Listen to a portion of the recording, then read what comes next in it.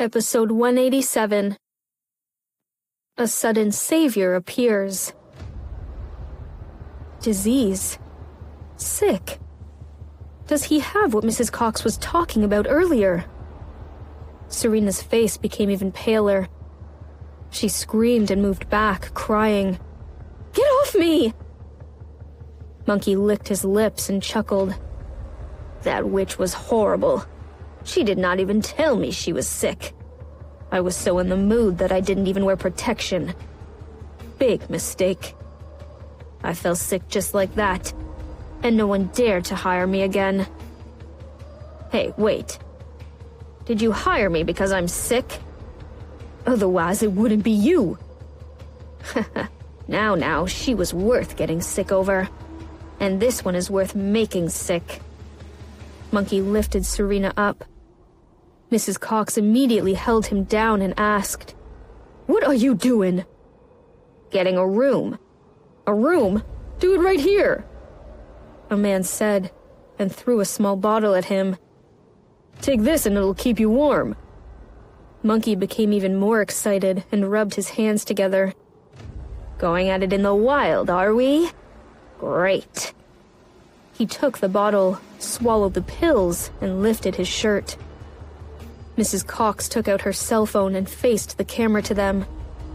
Serena did not notice Mrs. Cox's move. She cried in terror and shrank back, begging, "Please don't. I could give you money. I could get you treated. However much money you ask, I can give it to you. Please don't touch me." Monkey took the pills, which quickly kicked in. His eyes were glazed. He untied Serena's legs. "Help! Someone help me!" Serena cried in a shrill voice. She was filled with despair. She had never been so frightened before, not even when she had been pushed into water by Lila Cox. She felt tortured, desperate, humiliated, angry, but most of all, helpless. As soon as her legs were untied, her first reaction was to kick, and her leg landed on Monkey's face. "Feisty, me likey." Monkey chuckled and threw himself at Serena. Mrs. Cox stopped recording and sent the clip to Jake. The black luxury car ran on the highway like crazy. Other drivers were frightened to get anywhere close to it. Followed by several traffic police cars in tow, Jake did not mean to stop. 15 minutes. 30 minutes had passed. He was still a bit far from her. His eyes bloodshot. Jake was speeding for the first time in his life. It was also the first time he had been in such a rush and even reared by police. He was about to be there. "Wait for me, Serena. Wait." Flooring the gas pedal, Jake went up to 180 miles per hour. However, that was still not enough. For once, Jake hated the fact that he did not drive a sports car. Could he go any faster?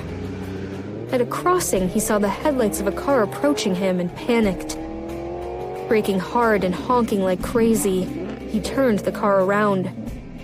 The tires made a huge grinding noise. The driver of the incoming car immediately braked and watched the black Maybach bypass his car and drift into the guardrails. Winter in the south was mild compared to the north. Although it was a bit chilly in Austin, the days had been quite sunny. This was the second time Charlie Wrong had driven to the Colorado River. He came here the first time 12 years ago, where he begged her to go back with him. Back then she had been in tears, calling him brother and crying no. But he had lost his mind to anger and had done something unforgivable. For 22 years, she seemed to be quiet and calm, but he knew that she had never forgiven him. Stepping on the familiar ground again, Charlie felt quite complicated. More than 20 years ago, lamps had not been installed around here, and grass was tall, which could easily hide someone. "Ah!" A scream brought him back to reality. He opened the door and stepped out of the car. Cold wind blew from the river. Charlie looked in the direction of the scream. He did not see much, and there was no more sound. He sensed something was off and paced forward quietly. "Help! Oh, someone help me!" Hearing the cry for help, his mind was suddenly disturbed. Following the voice, he ran, and then saw several people standing there. He exclaimed, "What are you doing?" His voice sounded heavenly to Serena. Kicking and struggling, she cried, "Help! Help!" Charlie recognized the voice. He saw her face. It felt familiar, and he knew who this was. Is it Travis Green's daughter? She was the girl talking sweetly to the Robinson boy at the Italian restaurant he had visited the week before. Blood rushed to his head. Charlie dashed over and yelled, "Let her go!" "Damn it, an old rat wants to save the day?" The two men cursed and came up to Charlie wrong. Mrs. Cox bristled and kicked Monkey. "Hurry!" Frightened and caught off guard, Monkey muttered, "Wait a second. The mood isn't quite right for me." Charlie came up, knocked one of the guys over and easily pinned him down. Then he whipped the other guy with his leg. His moves were so smooth and fast that it was easy to tell that he was an experienced fighter. Monkey became even more terrified. Looking at him, Mrs. Cox cried, "Focus on your job! I will deal with this guy!" As she said that, she stepped forward and raised her handgun at Charlie. "Don't move!" Seeing the gun, Charlie pushed the guy down and raised both hands. Serena recognized that he was Charlie Wrong and felt surprised. However, she did not have time for anything else. Looking at Monkey, who was under the influence of the pills, she gritted her teeth and whispered in tears, "Do you want money? I can offer you $1 million. Is that enough?" Tempted, Monkey asked, "For real?" Serena was overjoyed and continued, "My husband is Jake Robinson, who is very rich. Do you know that he's the richest man in Austin? Let me go, and I will offer you a lot of money. If $1 million is not enough, I can give you $5 million.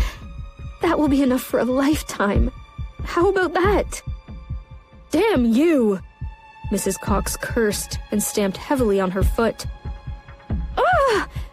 Serena cried, but she continued to talk to Monkey loudly. "Someone blocking your source of income is as hateful as someone trying to kill your parents. Monkey, she is trying to kill your parents."